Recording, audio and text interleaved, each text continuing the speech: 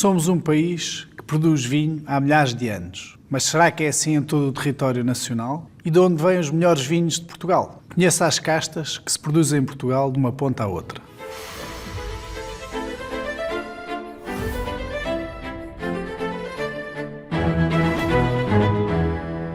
O que é o terroir? Não é mais do que todos os fatores naturais que vão influenciar a qualidade da minha uva. Provavelmente o mais importante será o clima. O clima de uma região é muito semelhante. Eu estou no Douro e num lado da montanha ou no outro lado da montanha vai estar a mesma temperatura, vai chover da mesma forma, mas cada pedaço de terra tem um clima diferente. Esta diferença de clima entre a minha vinha e do meu vizinho é o que nós chamamos o microclima, que é afetado pelo rio, pela altitude, pelo declive, pela orientação do sol. Tudo isso vai afetar o meu microclima. Se o clima é o fator mais importante para a qualidade das uvas, dentro do clima, a temperatura é sem dúvida o aspecto mais importante. A temperatura é que vai definir a minha data de colheita, a temperatura é que vai definir a qualidade da uva, daquela casta, que tipo de casta é que eu vou pôr. A temperatura vai definir no mundo as latitudes em que podemos plantar a vinha. Acima de certo ponto no hemisfério norte ou abaixo de certo ponto no hemisfério sul, não vão ser plantadas vinhas. Isto não quer dizer que quanto mais calor, melhor. Tem que haver aqui um jogo entre calor e frio para a planta trabalhar da melhor forma. O ideal é dias quentes sem serem tórridos e noites frescas sem serem geladas. A chuva será o segundo fator climático a influenciar mais a qualidade da uva. Precisamos de chuva no inverno, para a água ficar com solos, para a planta poder trabalhar durante o ano inteiro, mas se cai chuva na vindima é uma catástrofe. A umidade também tem um papel relevante. Se o ar estiver muito seco, a planta estressa mais com o calor. Se estiver úmido demais, aparecem doenças. É um jogo difícil de equilibrar. Ainda no clima com menos relevância temos o número de horas de sol em que a planta está a trabalhar e o vento. O vento às vezes consegue mesmo secar uma vinha. Se tiver calor e muito vento, as plantas fecham-se e deixam de trabalhar porque senão transpiram água demais e não conseguem puxar da terra água para manter o nível que queremos dentro da planta, o chamado nível hídrico. Se o clima é o fator mais importante a influenciar todo este terroir, o terreno será o segundo fator mais importante. A altitude a que a minha vinha está plantada tem uma influência enorme no fator temperatura. Nós sabemos que cada 100 metros que subimos baixa um grau. A orientação da vinha também tem um papel muito importante. É no Douro que se nota mais este efeito. Tenho uma vinha virada a sul, que apanha sol o dia todo, e tenho outra virada a norte. Nós que produzimos vinho no Douro sabemos perfeitamente que nos anos quentes são as vinhas viradas a norte que fazem os melhores vinhos, mas nos anos frescos são as vinhas que têm mais exposição solar, inclinadas para o sol, que vão dar muito melhores uvas e vão fazer os melhores vinhos desse ano. E também o declive tem um papel muito importante. Quando chove em Portugal, não é uma chuva nunca muito extensa, mas concentrada e chove muito. O declive da vinha vai-me dizer a quantidade de água que vai escorrer ou vai entrar no solo. Falta falar na estrutura do solo. Este, se calhar, é até o que tem mais influência na própria qualidade do vinho. Vou dar um exemplo. Douro Superior, se calhar o sítio do país mais quente. O solo com as pedras laminadas, assim, na horizontal, e que dificulta a evaporação da água. As raízes contornam estas pedras e metem-se lá em baixo, a 2, 3, 4, 5, 6 metros por baixo das pedras e mesmo nos anos mais quentes conseguem ter sempre alguma umidade debaixo destas pedras. A quantidade de pedras e como elas estão postas em si tem um fator muito importante na qualidade. Estes fatores que falámos são todos naturais, mas não nos podemos esquecer da intervenção histórica que a tradição tem. O homem, durante muitos séculos, foi-se moldando e foi decidindo as castas que deveria usar e os porta-enxertos e porque é que a vinha está a esta altura e não está naquela, porque é que usa os arames. Tudo isto vai influenciar em muito a forma como chegamos até hoje e a qualidade das nossas uvas e dos nossos vinhos. Toda esta história e tradição levou-nos ao Douro que temos hoje em dia. As montanhas olhamos e foram completamente moldadas pelo homem, com patamares de pedra ou socalcos, em que temos cerca de 150 castas diferentes, muitas vinhas velhas com castas misturadas, algumas delas brancas e tintas. Chega a haver vinhas com mais de 40 castas. E quais é que são as principais castas do Douro? As castas tintas são Touriga Franca, Touriga Nacional, Tinta Roriz, Tinto Cão, Tinta Amarela e Tinta Barroca. E as principais castas brancas são Rabigato, Códega de Larinho, Códega Branca, Viozinho, Goveio e Moscatel Galego. Já no Dão, o terroir é completamente distinto. O Dão está assim inserido no meio de um conjunto de serras, com a vinha entre florestas e pinhais e o próprio aroma do vinho, a cedro, a pinhal. Todas estas serras vão influenciar o sabor do vinho. Não nos podemos esquecer que o Dão é a origem da casta principal do país, a Touriga Nacional, a única casta portuguesa que está a ser plantada nos Estados Unidos e na Austrália, em França e em Espanha. A Touriga Nacional tem a origem no Dão. Foi aí que nasceu. As outras castas tintas existentes, com um pouco menos relevância que a Touriga Nacional, mas em grande quantidade, são a Jaén, Tinta Roriz, Alforcheiro e Tinta Pinheira. As principais brancas serão, sem dúvida, o Encruzado, Malvasia Fina, Códega, Bical, Cercial, Arinto e Fernão Pires. Vamos falar agora da Bairrada, uma influência enorme do Oceano Atlântico. Consideramos uma zona fresca, apesar de não ser em montanha, não tem altitude. Aliás, o terreno é bastante plano, com muito baixa altitude, mas sabemos que aquela zona tem grandes neblinas matinais e ventos fortes. É um clima frio e agreste. Mas os solos da Bairrada são, na minha opinião, os melhores do país. Tal como algumas das melhores regiões do mundo, Champagne, Borgonha, são solos argilo-calcários, com muitas conchas, muito calcário. E isto vai ter uma influência enorme no sabor e na mineralidade do vinho, também na acidez.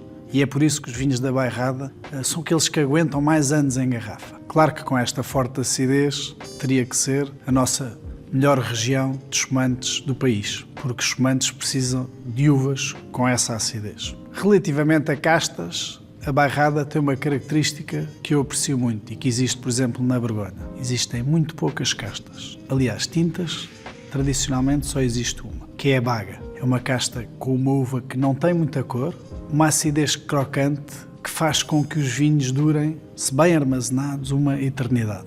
E a evolução é espetacular. São aqueles vinhos que ganham mais buquê. Se perguntarem a 10 especialistas, 9 ou os 10 vão dizer que a Bairrada vai ser o futuro dos vinhos de topo em Portugal. Nas castas brancas não são uma, mas duas as principais. Maria Gomes, também conhecida em todo o país por outro nome, que é Fernão Pires, e uma casta muito bairradina, que é a Bical. E em menos expressão temos o Arinto e o Cercial. Quando se fala no Tejo, antigo Ribatejo, aqui é solos, terroir.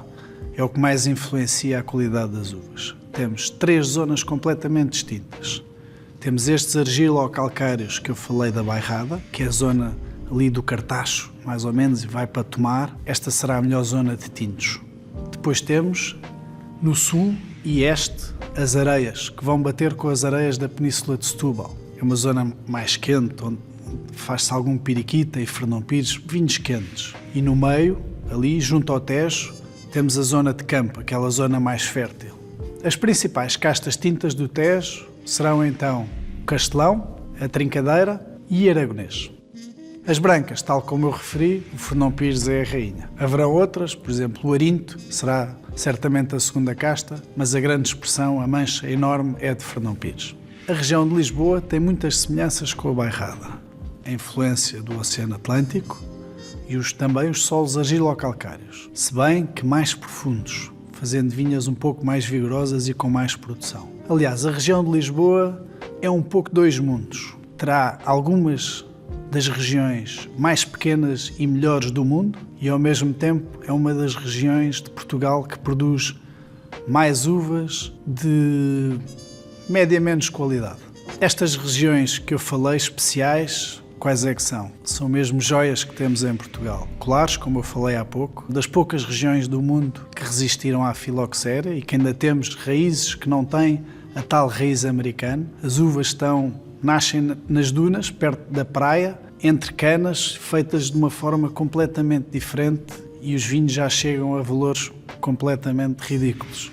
Temos Carcavelos, uma micro-região não chega a 10 hectares e que faz o famoso vinho licoroso que infelizmente poucas pessoas têm a oportunidade de provar. Temos Bucelas, a única região do país que só pode fazer uvas brancas. Quando vimos no rótulo Bucelas, não há tinto de Bucelas, é branco, só de uma casta, Arinto. Aliás, o melhor Arinto que temos em Portugal é de Bucelas.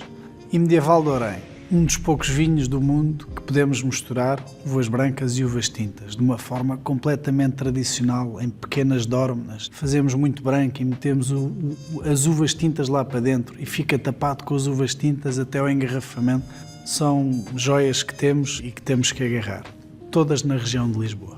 As castas brancas tradicionais da região de Lisboa são Arinto, Vital, Jampal, Ratinho, Malvasia de Colares, Cercial e Fernão Pires. E as tintas tradicionais são Trincadeira, Aragonês, Preto Martinho e Tinta Miúda.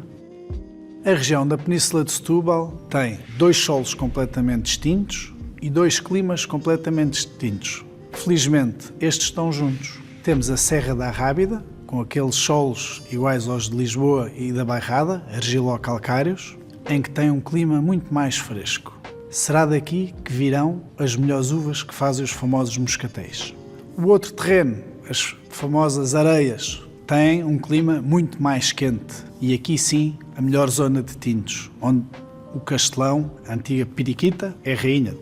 Quase tudo é periquita, quase tudo é Castelão. O Alentejo teve aqui grandes alterações históricas. É provavelmente a região mais antiga de vinhos portuguesa, mas a certa altura mandaram arrancar quase as vinhas todas e perdeu-se toda esta tradição. Neste momento vivemos 2 mundos. Um mundo muito tradicional, onde ainda existem a produção de vinho em talha, com todos aqueles timings e uvas tradicionais, e toda a parte mais moderna. Foi aqui que começaram os primeiros consultores de enologia e as primeiras castas e as primeiras experiências com uvas internacionais. Este sim é um Alentejo moderno, eficiente e que produz aqueles vinhos mais suaves. Normalmente os primeiros vinhos que um novo consumidor gosta. Quando o consumidor diz não gosto de vinho, só gosto de vinho alentejano. Essas são as razões.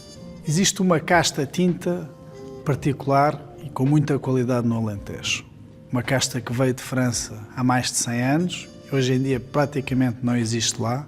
Nós até dizemos que já é uma casta portuguesa chamada Alicante Poché. Outras castas tintas tradicionais serão, sem dúvida, a Trincadeira, o Aragonês e o Grand Noir.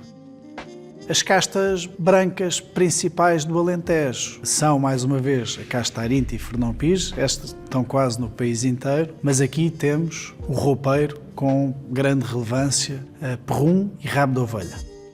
Estas serão as principais regiões. Existem muitas outras em Portugal. Não sei se me vai faltar alguma, mas Trás-os-Montes, que está na moda, uma região que está em crescimento e com uma qualidade espetacular. Távora Varosa, uma região praticamente só de espumantes de ótima qualidade. Beira Interior, uma das maiores regiões em extensão de Portugal. O Algarve, também em grande crescimento. Os Açores, com vinhos espetaculares, brancos. Madeira, que creio que não me falta mais nenhuma.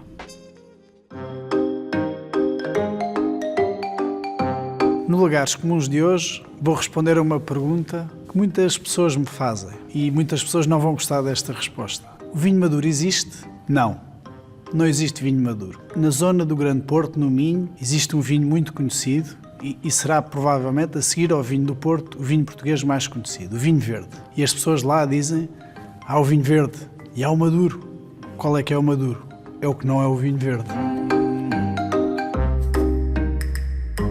E assim chegamos ao fim da história sobre o terroir de Portugal. Na próxima aula vamos falar como se faz vinho.